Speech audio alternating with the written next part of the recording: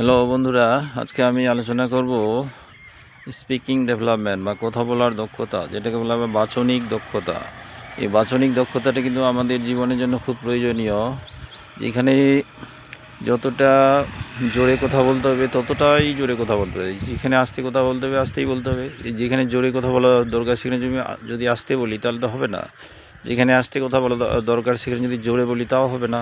আর যেখানে প্রেমপূর্ণ মাধুর্যভাবে কথা বলতে পারে সে কথা বলা উচিত, সেখানে যদি রূঢ়ভাবে কথা বলি, রেগে গিয়ে কথা বলি, তাও আমাদের সম্পূর্ণ উদ্দেশ্য ভণ্ড হয়ে যাবে, উদ্দেশ্য ব্যর্থ হবে। যেখানে খুব মিষ্টিভাবে কথা বলা উচিত সেখানে মিষ্টি করে কথা বলা উচিত, যেখানে মানুষকে অনুপ্রাণিত করার জন্য বা পটানোর জন্য আমাদেরকে মিষ্টি মিষ্টি কথা বলা উচিত সেখানে সেভাবে কথা বলতে হবে। সেখানে যদি আমি মিষ্টি করে কথা বলতে না পারি তাহলে কী করে একজন স্কিল বিজনেসম্যান হবে।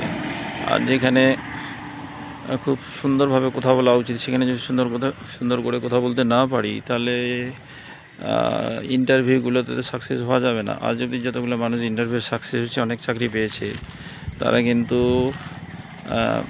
বাচনিক দক্ষতা অর্জন করেছে।